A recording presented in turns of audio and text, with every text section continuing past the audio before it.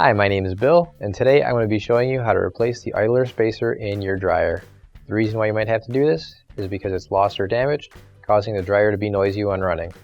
For this repair, we'll be using a short Phillips head screwdriver, a regular size Phillips head screwdriver, a 5/16 inch nut driver, and a 1/4 inch nut driver. Warning: before doing any repairs, please disconnect your power source.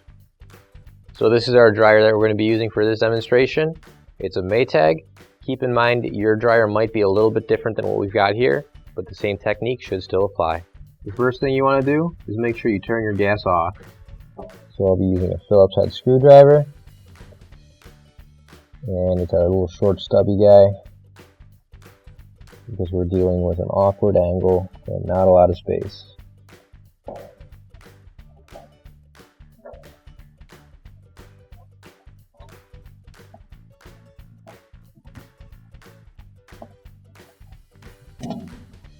Now that we've got those screws off, we can tilt the front panel forward and those clips will come right out. And now we're going to carefully set this down. We've still got wires connecting the front bulkhead. So now all we're going to do is just unplug these two wires here. And we can set this bulkhead off to the side. Now we're just going to pull out the lint filter and set that off to the side for now. And now we've got to get to a couple more screws and unscrew them. They're going to be on the inside of the dryer though. And there's just on this side of the lint filter.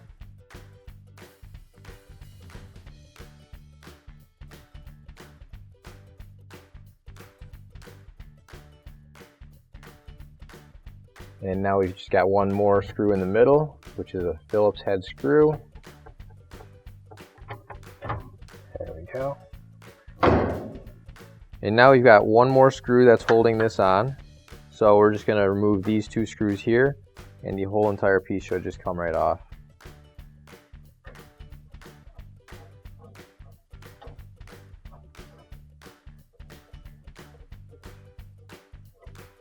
So now we're going to remove the screws off of this side. And we're just holding this in place so it doesn't fall down. And now you also want to remove this blue wire here. And with all that off, we should be able to remove the front bulkhead. And we can just set that down off to the side. Now the belt is still on here. So what I want to do is I want to pull this drum out slightly like this. And then I'm going to go back into the back here. And in order to get the belt off, we're going to have to push up on the lever to release the tension and reach in with our other hand. And now we can just take that right off. So now we can pull the drum out. And as you pull it out, just be careful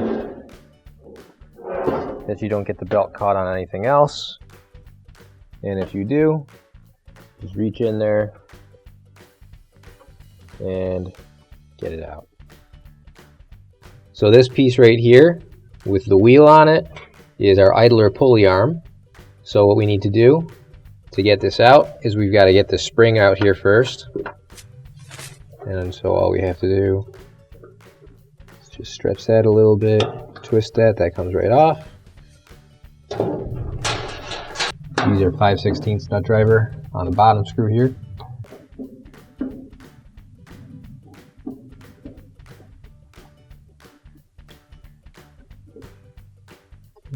Now with that screw off, we can pull out the whole assembly and take it apart out of here for easier access.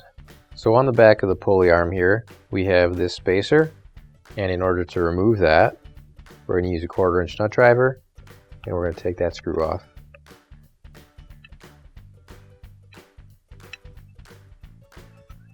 Now it screws out, and the spacer comes right off. Now you can grab your new OEM replacement idler spacer, and if you don't have one already, you can find one on our online store. So what we're going to do is put the spacer back in the same spot that it was before. We've got a piece that protrudes right there, and that'll fit into that larger hole. And then the screw hole, we're going to line up with that smaller hole. And once those are lined up, you can turn it around and screw it back in.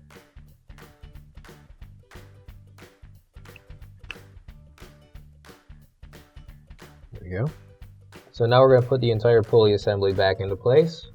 So we're going to line up that large hole right here with the hole down on the bottom here, and we're going to screw it back in.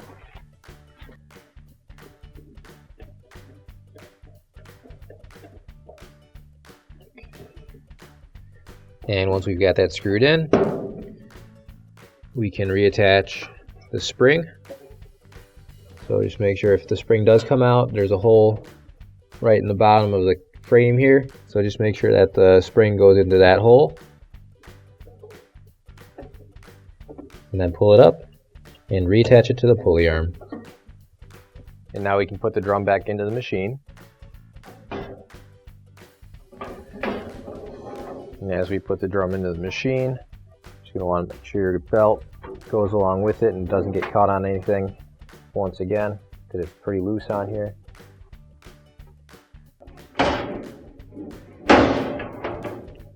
Now to put the drum back on, we're going to take the belt, we're going to go on the other side of the wheel here, just like this, and we're going to lift it up, keeping this all together, and then loop the belt around the shaft here and make sure everything's on straight. There we go. And then everything should be able to spin freely now. So now that the belt is on the wheel and the drive shaft, we're going to put the drum onto the roller wheels. And you can see here, we'll spin the drum around a couple times. And you'll see also that our blower wheel is spinning as we spin our drum.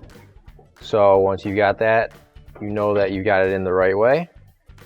So now we can put the rest of the dryer back together. So you can line up your duct assembly with the blower here, and that plastic will actually go on the inside. That'll help you with lining everything up. And once you do that, just lift up on the tub a little bit, and everything else should line up nicely for you. So we've got these little tabs here, and that'll help you with lining everything up. You're just going to want to slide the tab into that bigger hole, and once we do that, we'll screw it back on.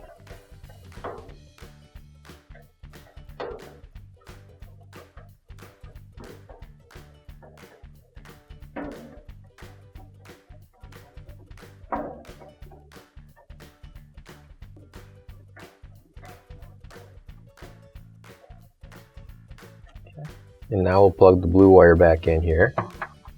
And now I'll screw these screws back in on the inside of the duct assembly.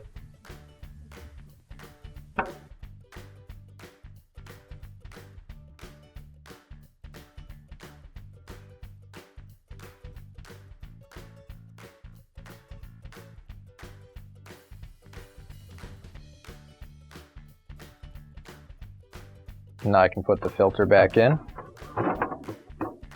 And now we can hook the wires back up. So we're just going to make sure that we've got the wires in the same arrangement that they were before. Yellow goes on this side, and the blue one goes on this side. Okay. Now go back to the front. And now we're going to want to put the front panel back into place. To do that, we're going to just do the opposite of what we did to take it off. We're going to pick it up and angle it a bit, and just tilt it back until you hear both of those clips snap into place. Then you should be able to close it up.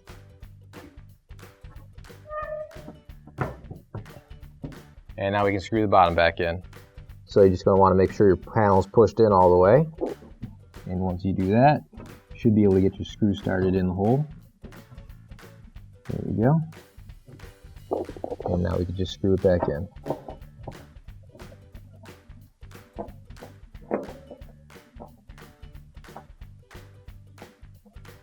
There we go.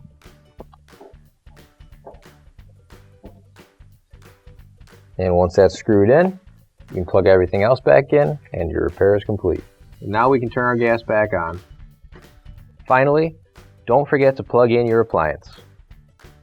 If you need to replace any parts for your appliances, you can find an OEM replacement part on our website, PCApplianceRepair.com. Thanks for watching, and please don't forget to like, comment, and share our video. Also, don't forget to subscribe to our channel. Your support helps us make more videos just like these for you to watch for free.